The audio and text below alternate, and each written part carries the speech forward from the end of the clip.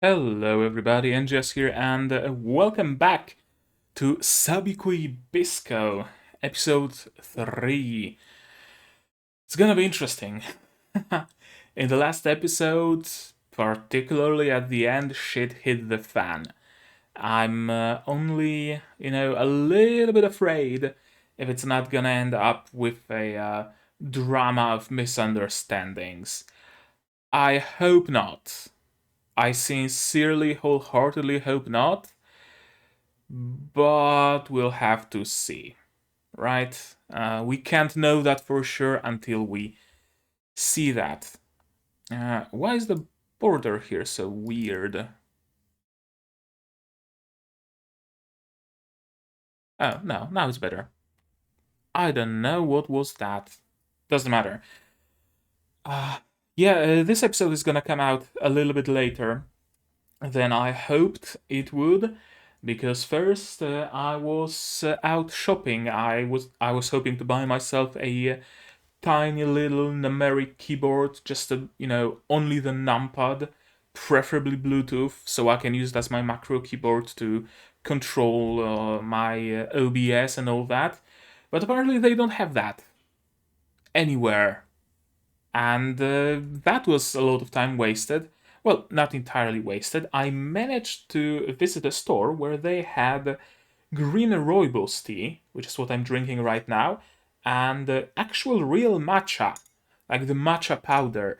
I haven't tried that yet, but perhaps in some future episode I'm gonna drink that instead. Green rooibos, though, it's good.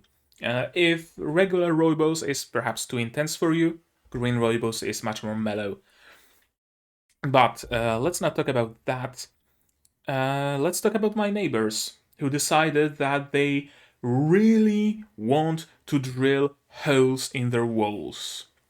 The wall that my apartment shares with theirs. And I couldn't record in those conditions. So, yeah, this episode's gonna be coming a little bit too late, but let's not make it any later. And I'm gonna cut my intro a little short. I hope you don't mind. In the last episode, Bisco finally met with Dr. Panda.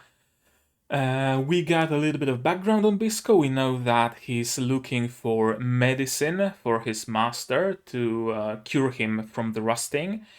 So that gives them a common goal, right? Because Dr. Panda also is looking for the medicine to cure his sister, Pawu.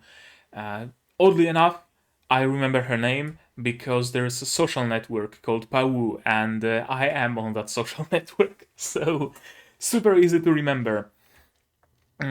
What else happened? A lot of destruction happened.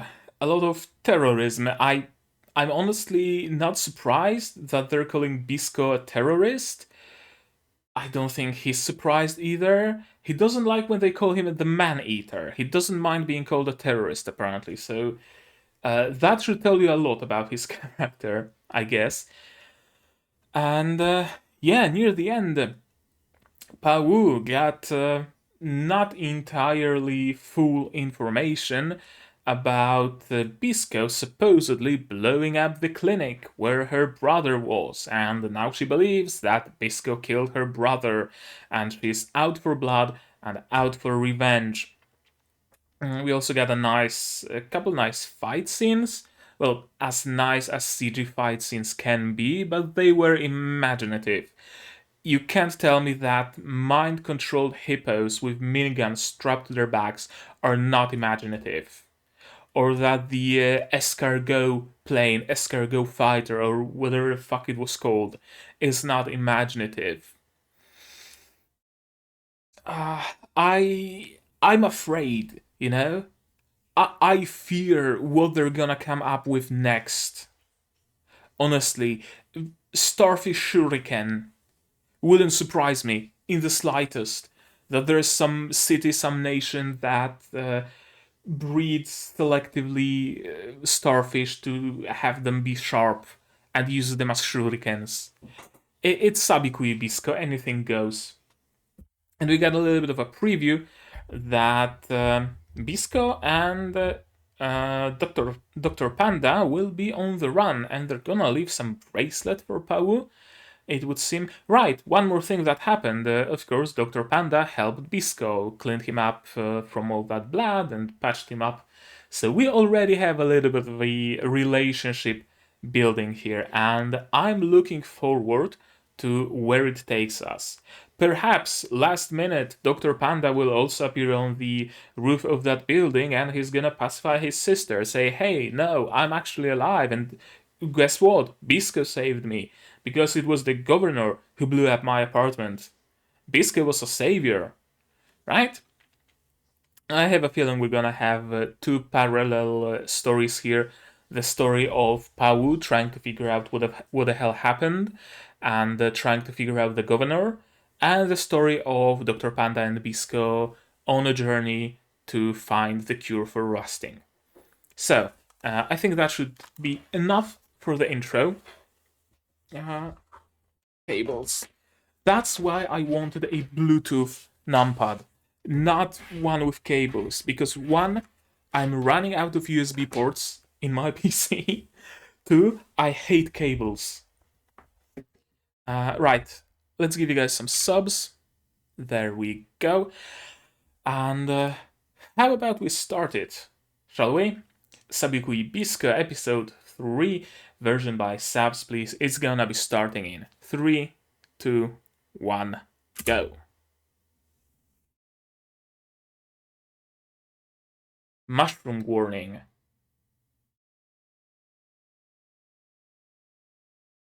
That opening scene is straight out of Doro Doro.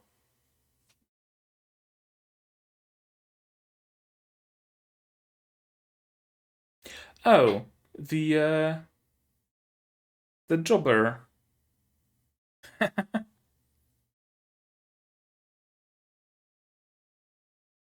I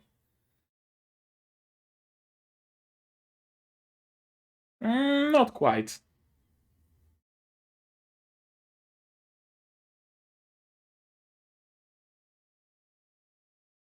She's looking for a new job.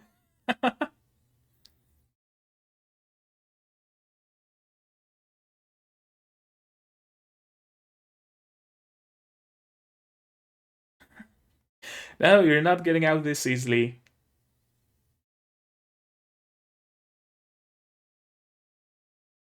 Ah, I love Bisco's OP.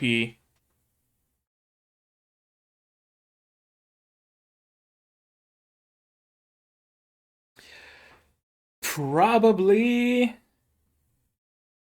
probably the best OP of this season, if you ask me.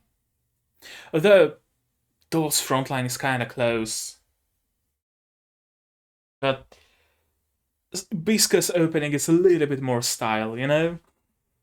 The music of my childhood, basically. I was brought up on Cell Dweller, Dope Disturbed, and all those bands. Guano Apes, Saliva.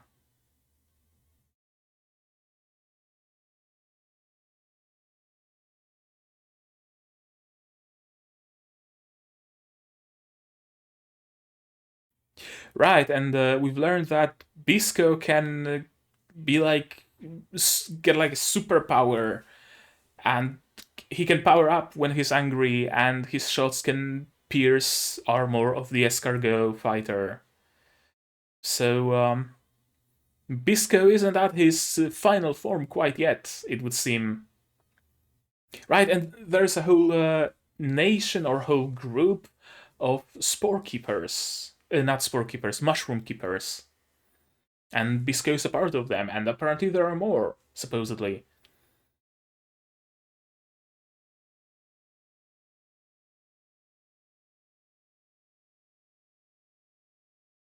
Okay, so we're getting a little bit of a flashback to the very end of the last episode. I love her.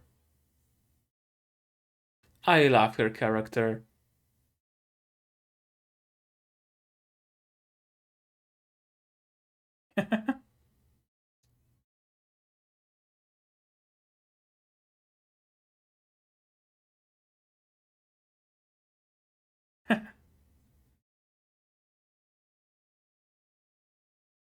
And here comes Pawu. Here comes the sun, na na na na.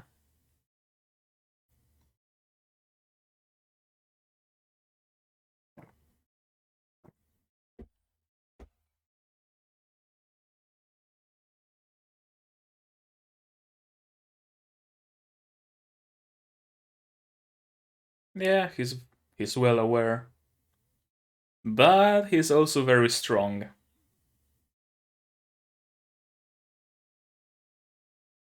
Well, that was risky. Giving an incompatible blood type would be a death sentence.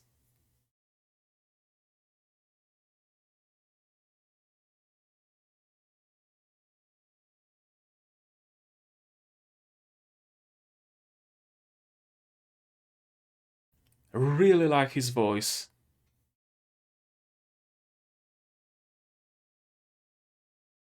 Yeah, I'm curious as well.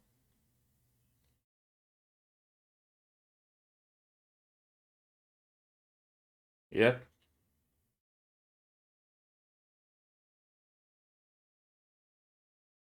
No, Bisco did.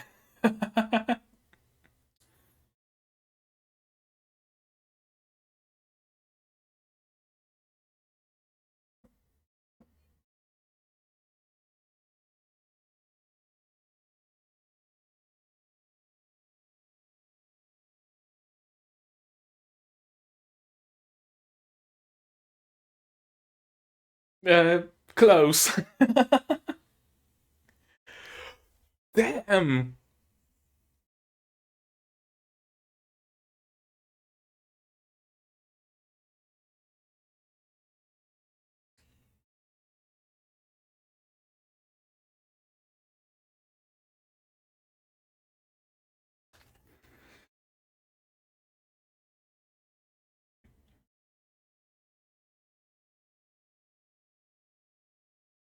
Yeah, we all know that it's not the case.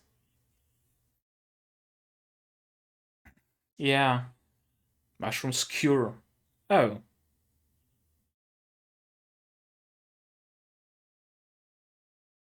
so Rust Eater Bisco.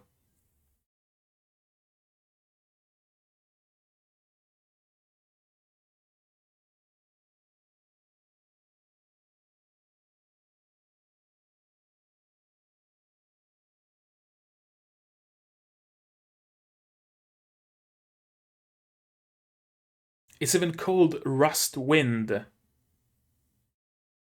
How could you think that it's mushrooms spreading it and not something literally called the Rust Wind?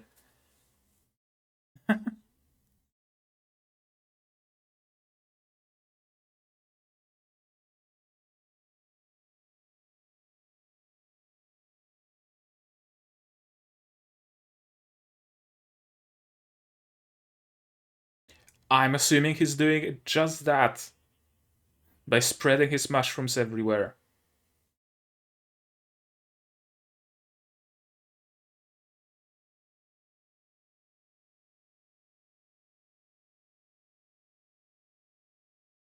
Yeah, okay. I love this plot twist. Yep,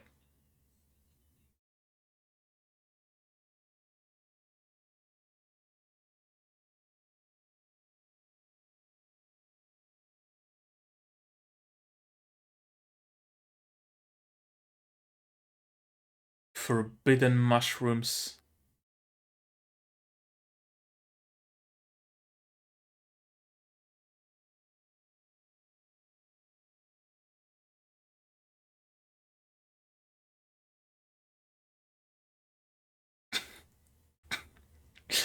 I still can't add those masks.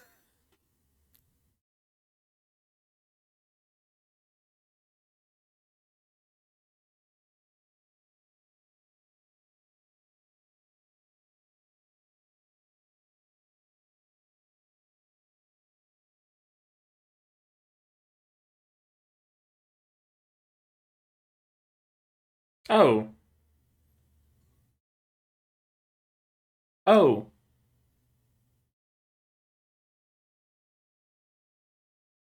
Okay. They very much are. How is Bisco even alive?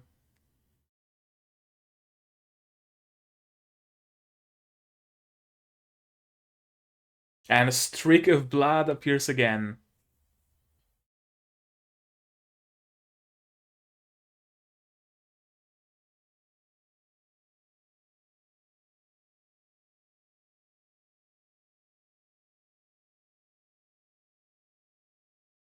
The mythical mushroom that can cure the rusting. Yep.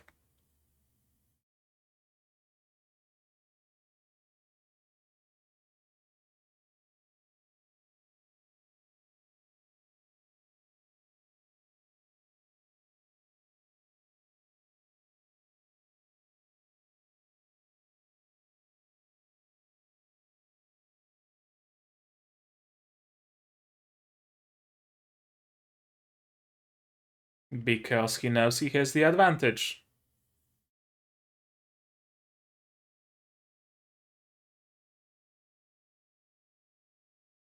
Or because his goal isn't winning. So he's just gonna bail.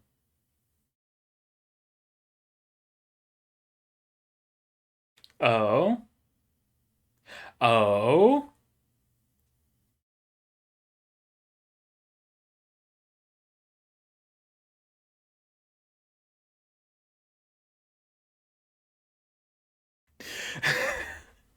Of course he's not gonna answer straight. He's gonna enrage her even further. What's the crab doing?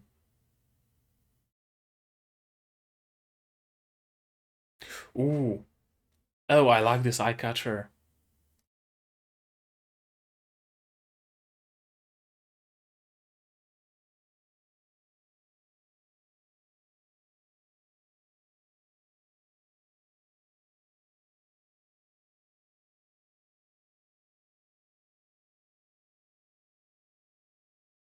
Did anybody even bother like checking that?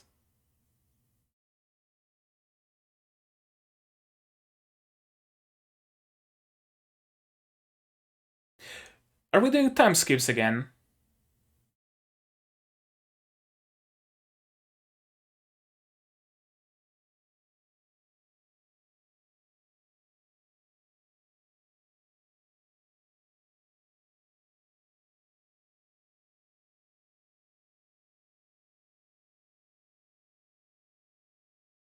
Yeah, you're not trying to be nice.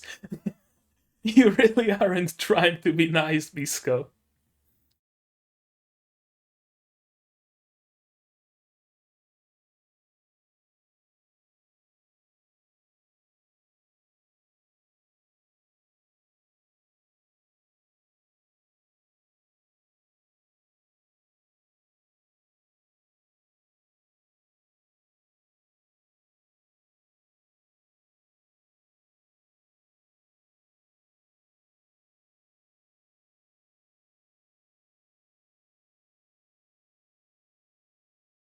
Maybe it's not the correct blood type after all.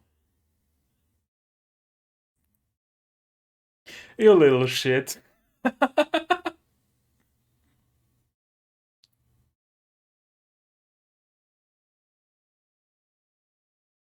Oh?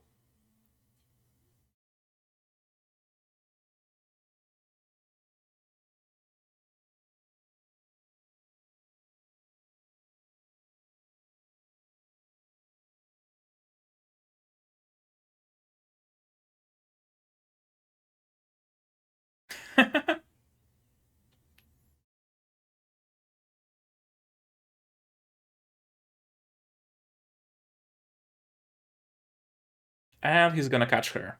There we go. It's just a sleep arrow or something?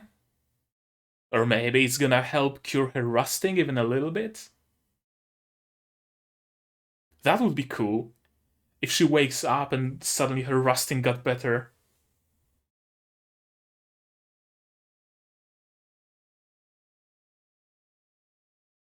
Who that? The governor?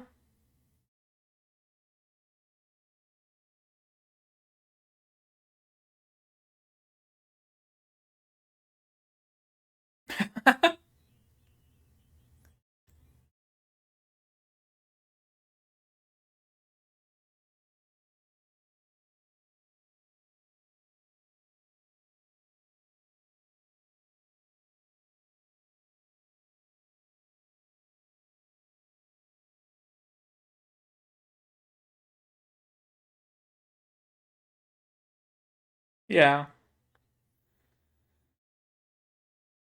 I mean, he is a doctor.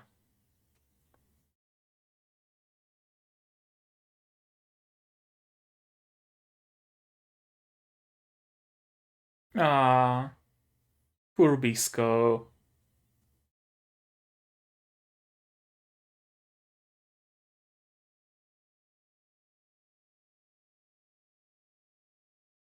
That blush, though.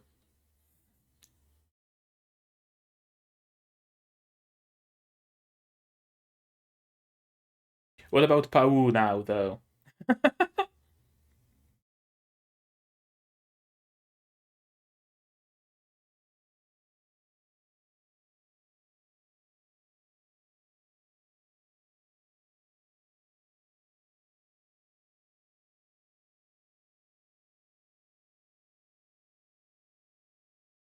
Yeah.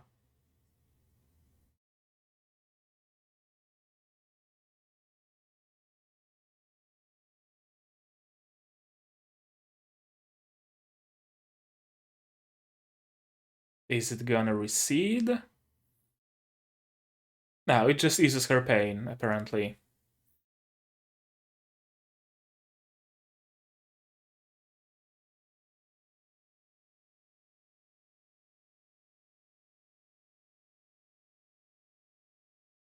You gonna take Pau with you, or jab you with his death wish?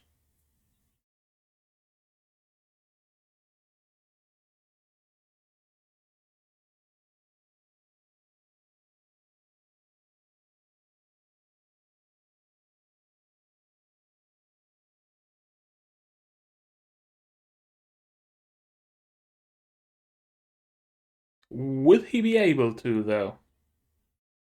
He's not a mushroom keeper, is he?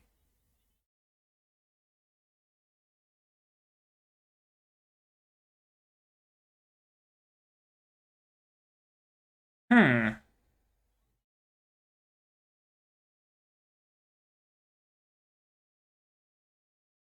Okay, so I'm guessing medicine synthesis from mushrooms isn't like some super secret art that only mushroom keepers can learn. Because Jabi was able to pass enough knowledge onto Panda.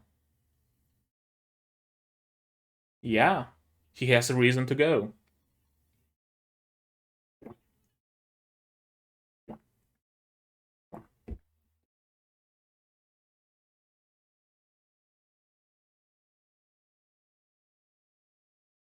Iguana Patrol.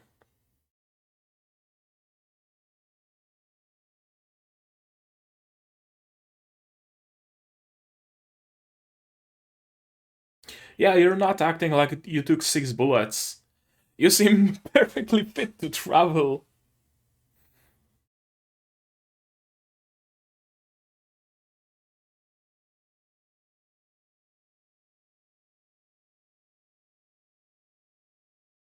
Call me Bisco.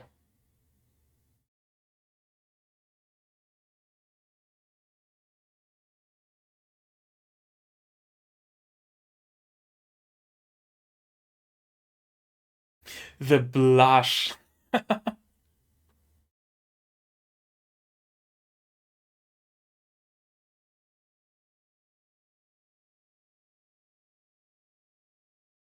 Okay, so Jabi can grow mushrooms as well.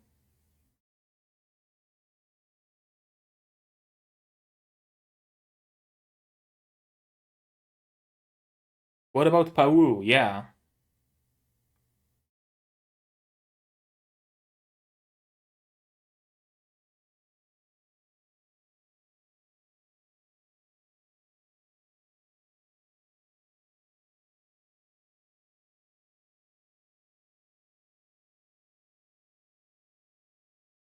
And now he's gonna leave the bracelet with her?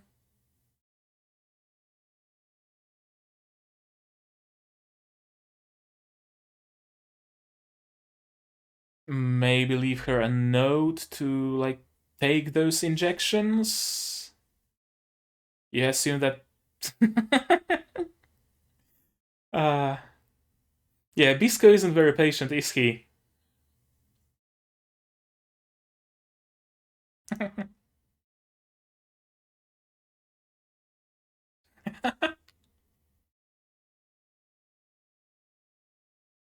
Yeah, as I thought, we're gonna see like two parallel stories here. The story of Pau and the story of Bisco and Milo.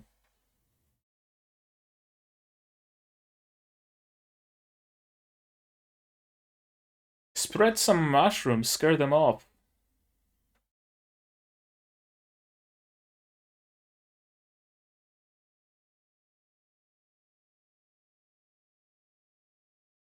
Okay, Jabby is fine and dandy, apparently. I guess he's gonna like live in the sewers of the city from now on.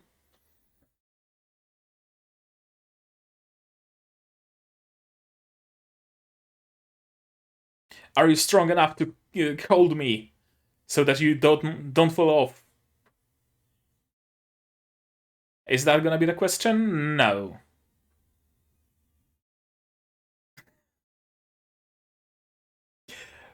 That's a big mushroom. That's a big one.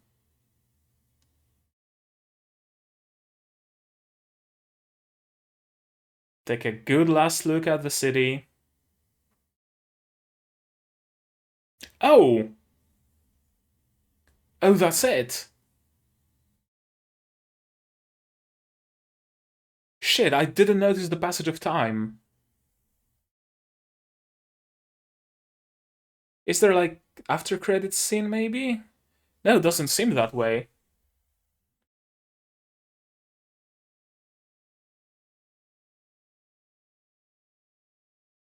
Such a great anime.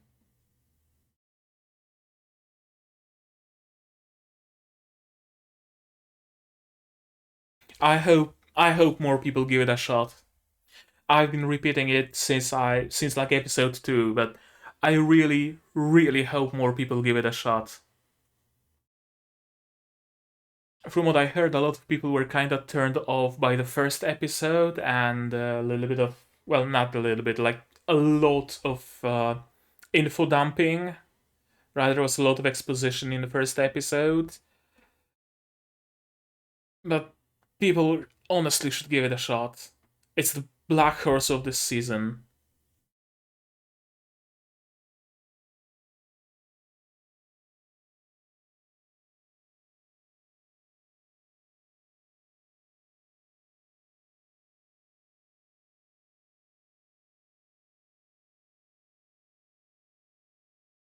Okay, so we are getting an after credits scene.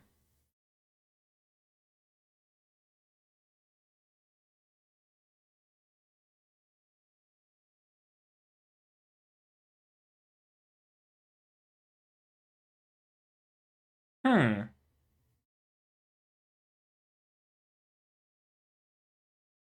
that's a big gun.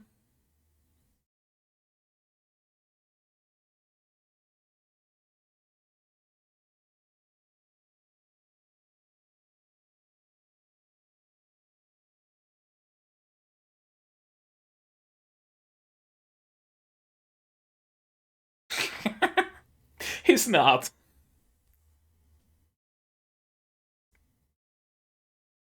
Someone watching them from within the temple, or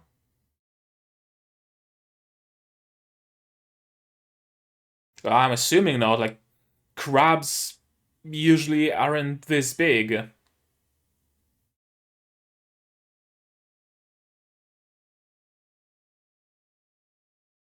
What? Excuse me, what?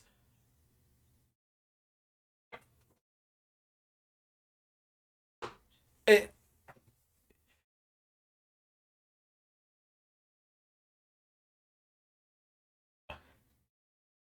what?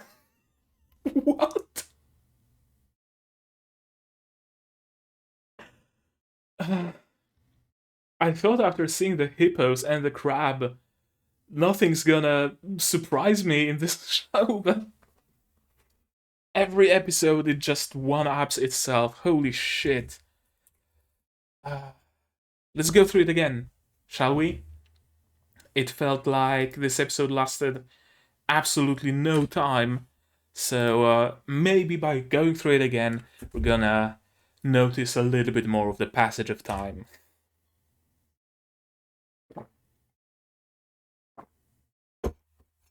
The whole mushroom warning has been issued, and all those neon signs, and especially this distorted voice, really reminds me of the announcement in Doro Doro about the Blue Knight ending. It instantly evokes this announcement to me, and yeah, really, Sabikui Bisco really feels a lot like Doro Doro. The grungy, grimy style, the neons, the ever-present like cables and wires and pipes and rust and grime and rust. I love this style.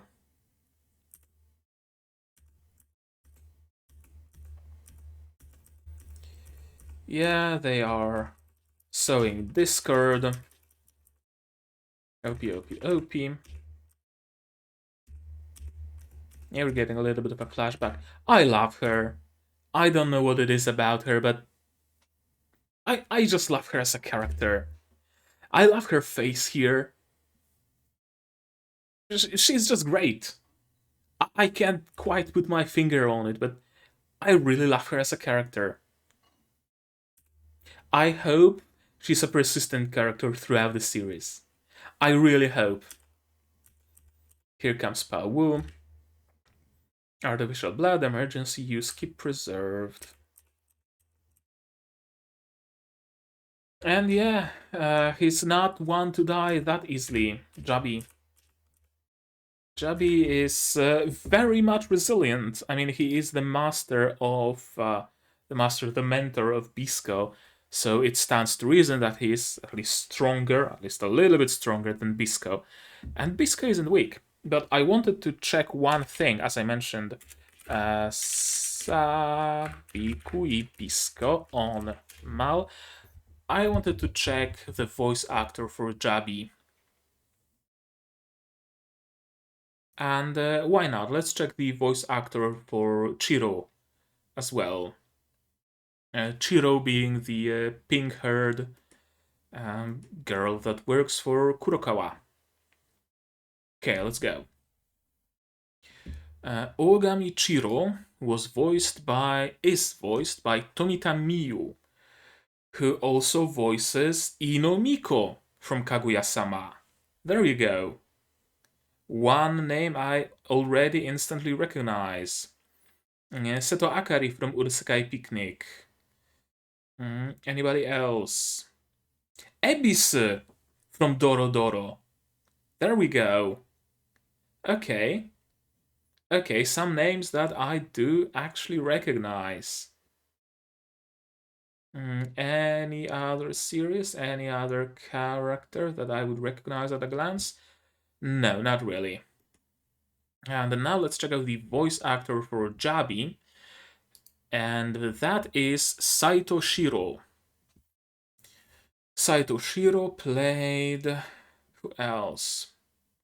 A lot of roles of mostly old dudes, old gray-haired dudes. He played in Arslan Senki, Bodin. I don't remember the dude, so I can't really speak much about it.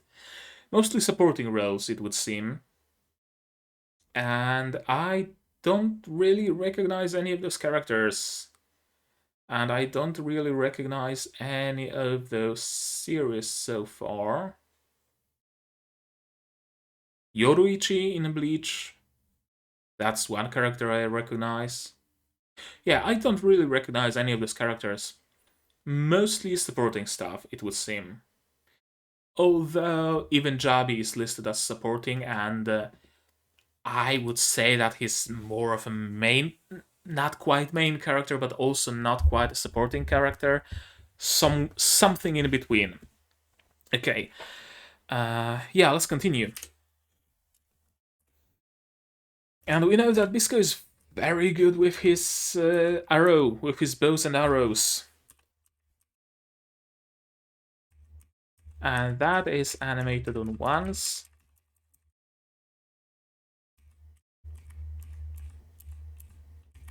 Ah, but the swish of the sword is animated on once.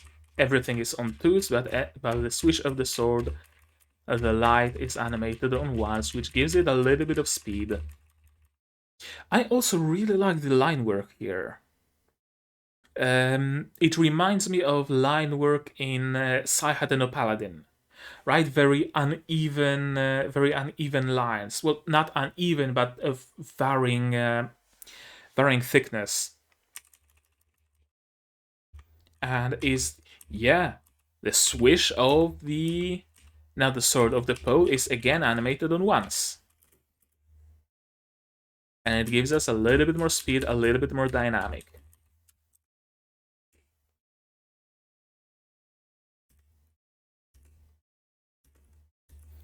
Yeah, she is pretty much half her body is rusted, and yet she still can fight like really fucking well.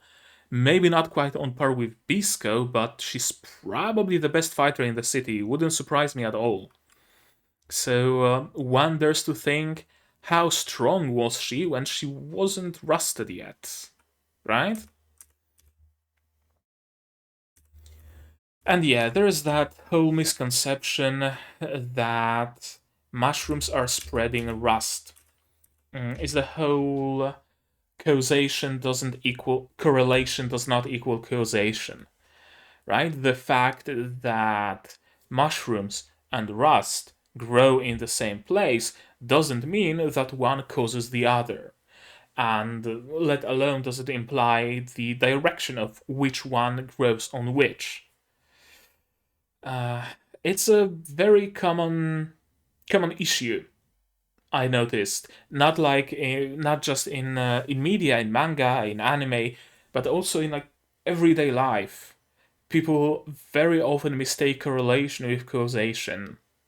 There's that famous like Facebook post that apparent that some girl died after receiving a vaccine. Someone asks, "Oh no, how did that happen?" And the answer is, "Yeah, the heavy metals in the vaccine must have magnetized her because she got hit by a car." There is a correlation that she was vaccinated and she was hit by a car, but there isn't any causation. In the same vein, you could say that 100% of births end in death, right? It's perfectly correlated, but not exactly causation. Everybody who ever was in a hospital drank water at some point. Are those two facts correlated? Absolutely. Is the fact that they were drinking water the cause of them being in hospital? Absolutely not. It's the same situation here. Now, it does make me wonder though, did really no one bother to test those mushroom spores? To test if they really spread rust? Nobody at all. Nobody in the whole wide world, or at least in the whole wide Japan, bothered to test that. On one hand, I find it hard to believe because I also find it hard to believe that Milo is the only scientist in the entirety of this post-apocalyptic Japan and the only one with enough curiosity to experiment with mushrooms. I highly doubt that. The chances of that are minuscule. So, it's either a little bit of a plot hole, which I hope it's not, or it's a situation where everybody who tries to present evidence that mushrooms aren't evil is quickly being suppressed by either some invisible organization, some secret agency, or by local governments, or hell, even by local people, right? Witchcraft, witch trials, and all that jazz. Wouldn't surprise me either. But I'm still curious. I'm still curious what is the actual in world explanation that nobody bothered to check if the mushrooms really spread rust. Because you'd think that it's something natural, right? you notice that mushrooms are popping up and there's always rust around them. So you cut off a piece of that mushroom and you test it. Will it make this piece of metal rust? Or you place it on a rusted piece of metal and see what happens. You grab some spores and you look at them under the microscope. You put them in spectrometer and whatnot. Now I understand that it's post-apocalyptic world, but Milo seemingly has a nice lab and even has like a full kit to synthesize medicine. So you think that there are also other people with at least some sort of, lab equipment that would be able to test it. It's probably either government suppression, peer pressure suppression. I don't think there's any secret organization at work here. I feel like introducing a secret organization into the mix would be going a little bit too far, a little bit too many things in this anime that would be a little bit too many things in this anime, at least in my opinion. Perhaps after we resolve the matter of Pau, for example, right? Pau getting reunited with Milo, or Pau getting rid of the governor, or whatever her storyline becomes. Perhaps then we could replace her storyline with the storyline of some secret organization. But even if that were to happen, I doubt it's something we're gonna get to in the anime. I feel like it's something for like the 13th book of the manga, or somewhere around that.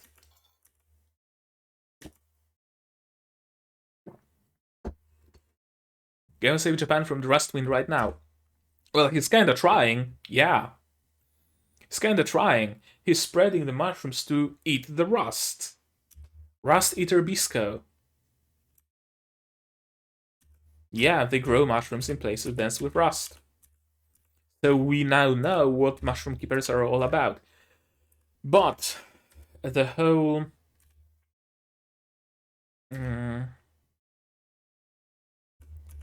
yeah, mushroom keepers can't exactly socialize, and not all mushroom keepers, yada yada.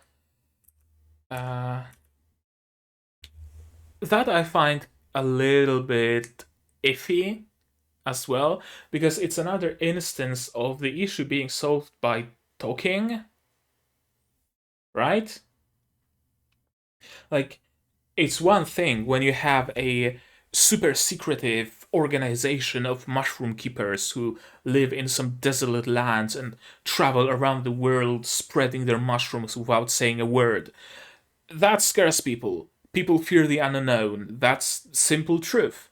People fear the unknown, no matter what that unknown might be. Right? Sometimes, after a particularly heavy and tense cliffhanger in an anime, I'm afraid of watching the next episode because I fear the unknown. I don't know what's gonna happen, and that makes me uncomfortable, and that makes me fearful. And people in general fear the unknown. So of course people will be afraid of the mushroom keepers if they act like a fucking sect spreading mushrooms everywhere.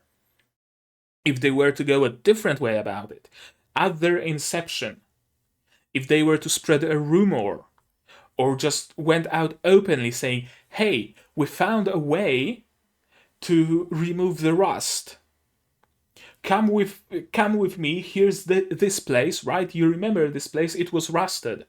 Well, a month ago, I planted some mushrooms here. See how there is less rust? The mushrooms can clear rust. Spread the word, everybody. Plant mushrooms everywhere. It would be a much better situation. People would want to spread mushrooms. You would have entire organizations spreading spores everywhere. You would have the Church of the Great Mushroom pop up suddenly. I guarantee it. If there's something you can make a religion out of, I can guarantee that someone tried to make a religion out of it. And some of them probably succeeded. Well, there goes some pee. I hope it's explained why the Mushroom Keepers decided to be this secretive and creepy about it.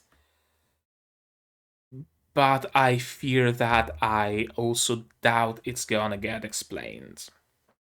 Which is not gonna feel great, but we'll see.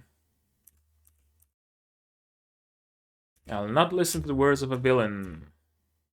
And apparently, her motorcycle is like a piece of garbage because it exploded from just being hit with a metal pole.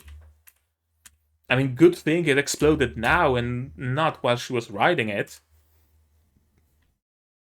And Bisco is extremely durable. Yeah, and I agree. I agree with you, Pink. I agree with you, pink-haired girl. Those two are monsters. Those aren't regular humans. Yeah, of course she doesn't believe that.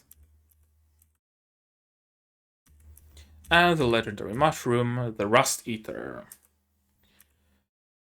Why is Akaboshi so composed? Right, because he already infected her pole with the mushrooms.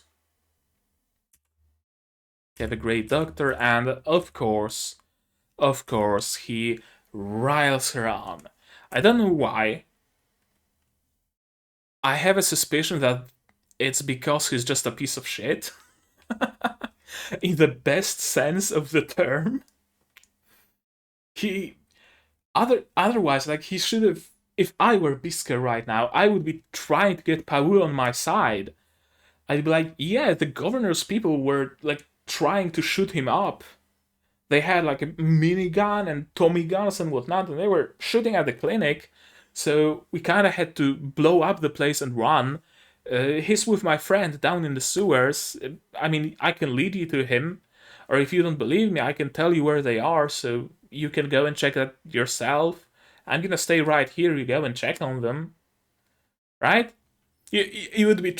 I would be trying to gain her trust. Bisco is like, nah, nah. We do a little trolling, a little bit of tomfoolery. I want to see her angry. And this is very weird time skip. Very weird time skip. Yeah, it's common sense that mushroom spores spread to rust. I wonder what is the reason for this flashback. And was this flashback present even in the manga? If anybody here who's watching this video read the manga, I again ask you to not spoil me anything, right? But is the manga also jumping between timelines? Are there also constant flashbacks and flash forwards and all that mess? Or is it like, fully linear and it's just anime going through like the more interesting part of the manga and giving us flashbacks to like chapters 1 to 5 or something when Bisco was actually traveling through there and met those dudes and the closed gate and the hippos and whatnot.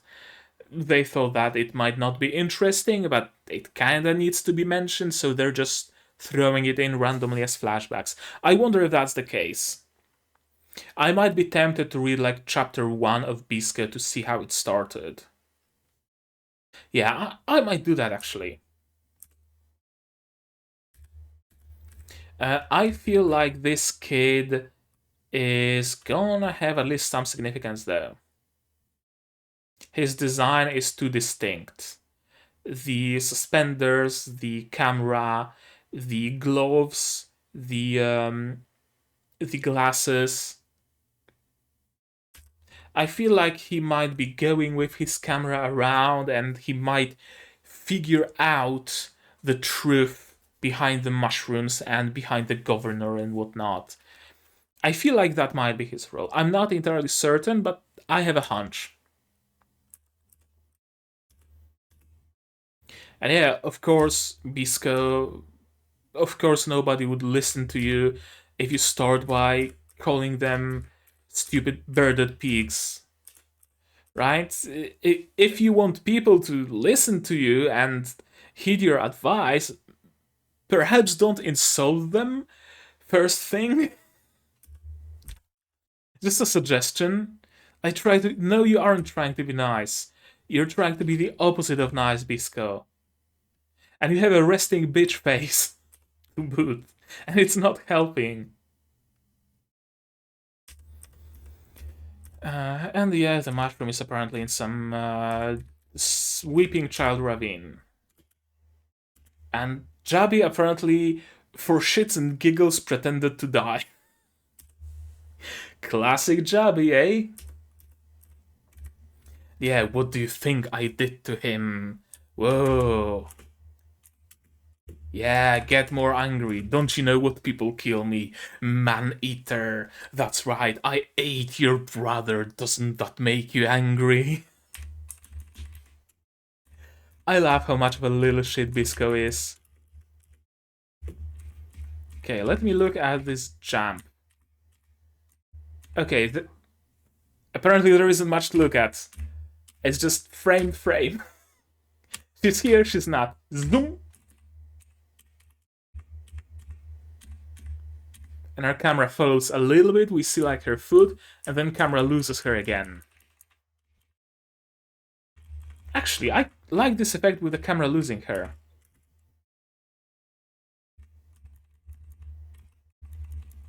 Huh, interesting. Yeah, not terribly much to write home about here.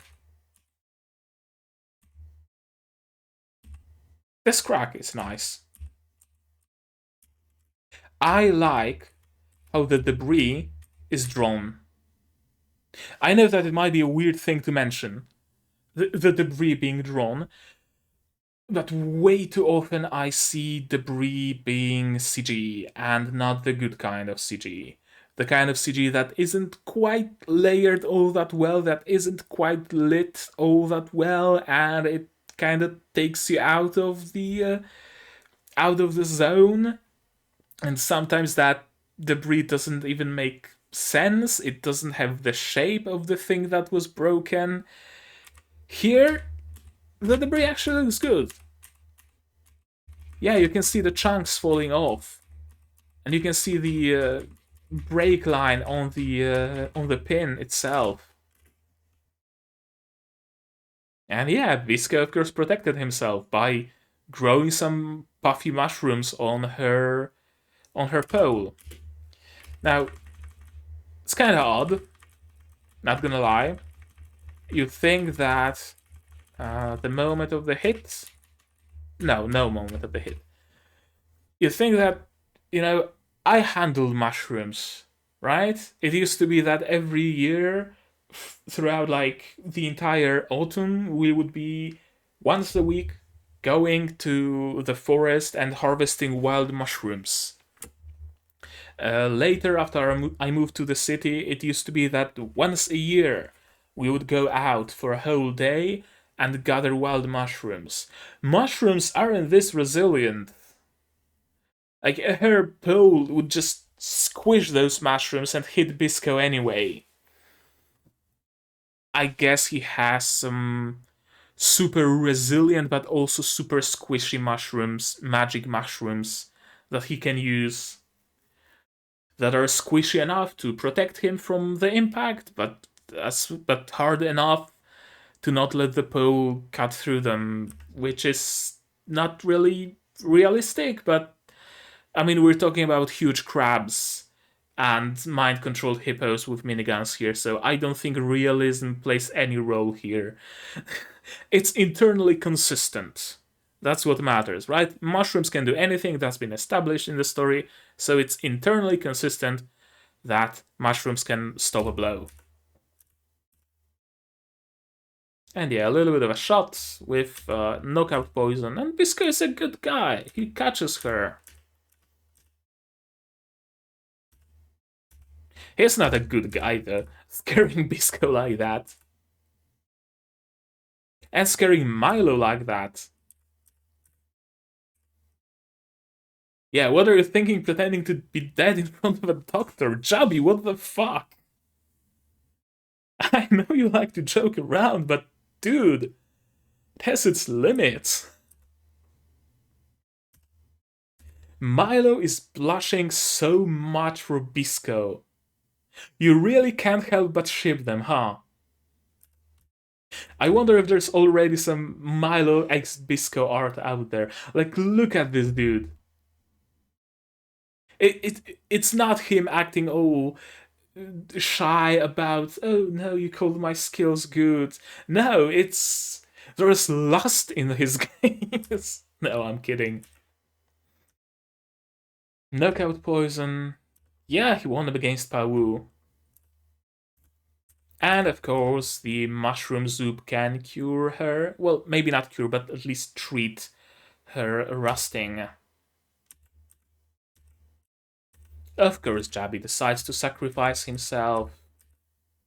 We wouldn't have it any other way, would we? Jabi has a death wish and he's gonna die. He wants to die and he is gonna die, and you can do nothing about it.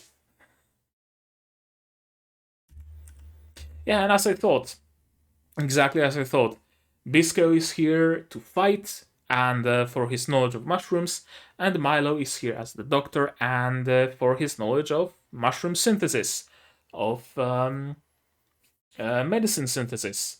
Milo is basically a replacement for Jabi in this team.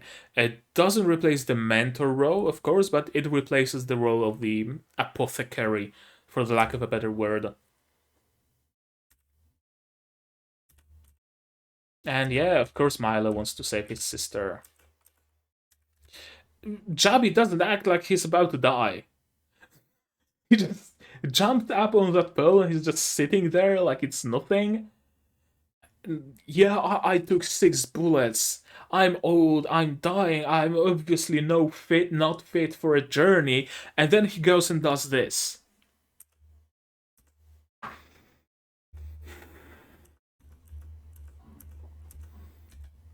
Oh, Bisco asked me to call him by his name.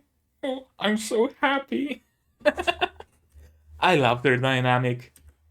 A new tag team has been formed. Exactly. Yeah, I mean, she's the captain of the guard, so of course they're not gonna do anything to her. They're gonna see her there and they're gonna save her. Obviously. And of course, Milo is giving an entire speech, and that's not what Bisco had in mind.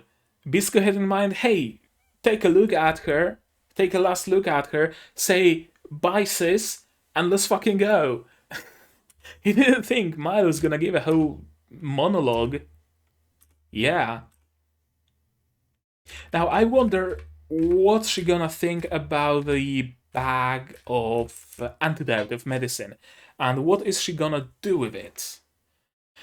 Unless they left her a note that she should be taking it for her rusting, or before that, was Milo also giving her injections like that? He might have.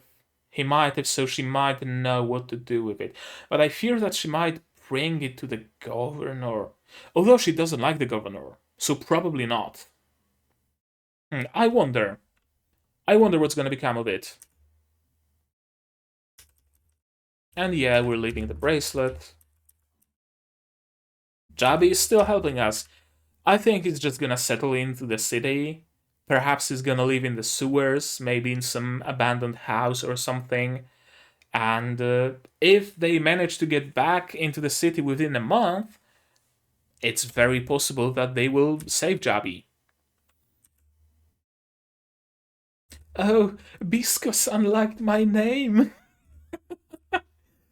Sorry, I'll stop. No, I won't. The journey begins. And now we're getting the after credits scene. Described all the tanks and stuff that rusted and purify them. So there is a way to stop rusting, apparently. Some sort of purification. And the tori are made of the barrels of those tanks. And that's like Big Bertha. What the fuck is this canon? It is it Big Bertha? I'm gonna take a look how Big Bertha looked. It's certainly some sort of a railway cannon. No, I think Big Bertha was actually smaller. Yeah, so it's just some sort of a fantasy. Oh, Big Bertha is apparently a fetish Marvel character as well. Oh yeah, there's a lot of fetish art of Big Bertha. Oh no. And it's apparently a name for a golf club as well. But there's a lot of fetish art. I should have specified what I meant by Big Bertha, I guess. Yeah, the three monkeys. And of course, Akutagawa is not a normal crab. And now we're coming to this moment. Now we're coming to this moment.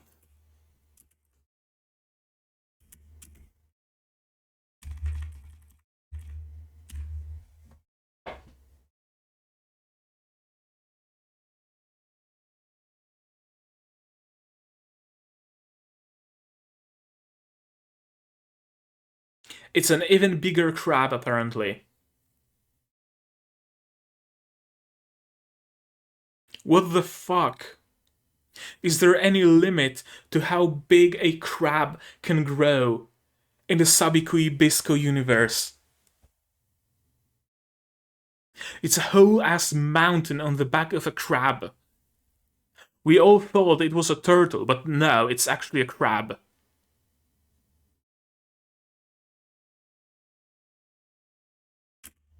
I got nothing. I got nothing, man.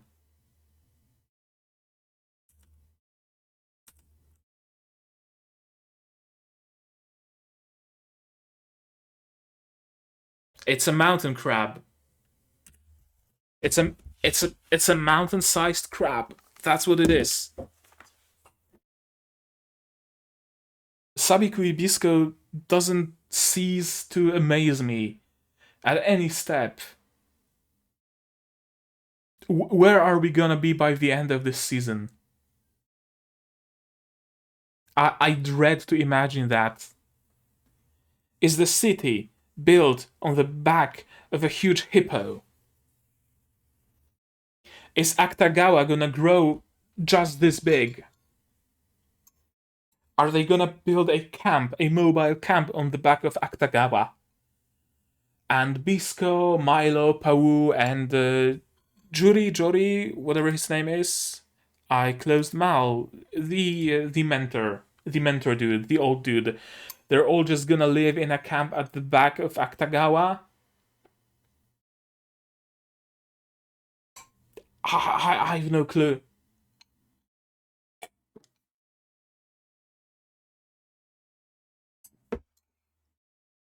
Bisco's gonna shoot Akutagawa in the back, grow some mushrooms, they're gonna drill them out and live like fucking Smurfs in a mushroom village. In the back of a giant crab. I love Sabikui Bisco. I love this anime. I needed that. I needed something like that in this season. Last season, it was kinda Tsukito Lakato no Sferatu that kinda sorta filled this niche with a very weird premise and very weird tone and very weird atmosphere. If you like super weird atmosphere, watch Tsukito Lakato no Sferatu. It's indescribable. There's a constant feeling of dread and fear, and you're constantly tense about what's gonna happen, and it just continues, and there is no release to that, and it's glorious to bask in that tenseness. And now, in this season, the weird anime of this season is Sabikui Bisco. And it's even weirder than that. It's maybe not quite as weird as Doro Doro, but it's getting close. It's getting close, honestly. Doro Doro is probably weirder only because of the inclusion of magic. Sabikui Bisco is it's something else. It's something else entirely. If you're somehow, for some reason, watching only this episode, this reaction of mine, go back to episode 1 and watch the whole thing.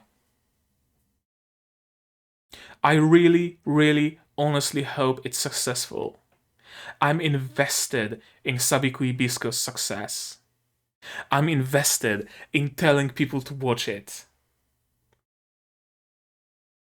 It Episode 3 was just a great episode, great beginning of the journey, and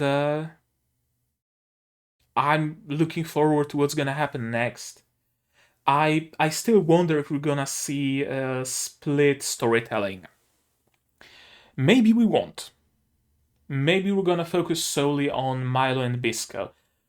But I feel like with Pau being developed so much and with Juri being left behind in the city, and with the pink-haired jobber being there and also being a developed character, and with the governor being a developed character that's also there, I feel like we're gonna have a little bit of the journey of Milo and Bisco and a little bit of the city shenanigans with Juri, Pau, and the governor and the pink jobber.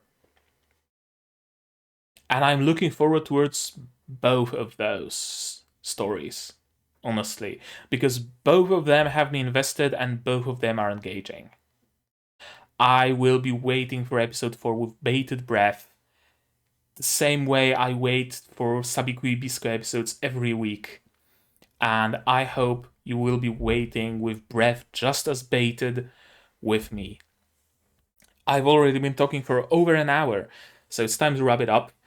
Tell me down in the comments, as always, what you thought of this episode, what you thought of my reaction, what do you think of my theories, and where do you think the series is gonna go? Is it gonna be split storytelling? Is it not? I don't know. You tell me. Like this video if you liked it, dislike it if you disliked it, but tell me down in the comments why you disliked it so I can improve, right? I can't fix things that I don't know are broken. Subscribe to the channel, click the bell icon, yada yada, to be notified of future releases, not only of Sabikui Bisco, but also Symphogear, Arifureta Season 2, Tokyo 24 Coup, and Dolls Frontline. I don't think I missed anything. Yeah, I think that's all. And the links to the playlist to those shows will be somewhere in the corner, so we can click there and go watch that. Join my Discord server, link is in the description as well, to talk about Sabikui Bisco, to talk about Symphogear, to talk about food. We have a food channel. Why not, I don't know, share the picture of your breakfast or something? I've no clue what people are into. We also have a suggestions channel, so if there's something you want added, don't be afraid to ask. And if you want to be distinct on that server, you can support me on Patreon. For just $1 a month, you get a role and access to a special Patreon-only channel on that server. And for $10 a month on my Patreon, you get early access to non-seasonal shows, which this season it's Symphogear. So if you like Symphogear, you might want to throw me a couple of bucks so you get access to that early. Episode 3 is already released, and episode 4 is released on Patreon and is gonna be coming out next week minus a day. Something around that. Or minus 2 days. Yeah, minus 2 days, because I release Symphogear on Saturdays, Arifureta on Sundays, and Sabikui Bisco on Mondays. Yeah, I think I get that. I think I get that right. Anything else? Like, dislike, comment, subscribe, Discord, Patreon. That's it. So, watch Sabikui Bisco. Read Murcielago. That's gonna be it from me for today. So as always, I'm gonna see you guys in the next one. And as always, I need to note down my outro because I'm getting mistaken. And as always, I'm gonna see you guys in the next one. So as always, do all the good stuff. I'm gonna see you guys in the next one. Cheers. And here's a list of my Patreons. And you can get on that list no matter your pledge. Hell, even if you pledge like $2, if Patreon allows you, I'm gonna put you in your own category. Why not? And you can see the number 14, which I forgot to remove. That's the number of members of the Discord server. I was trying something here, but apparently it didn't finish quite yet.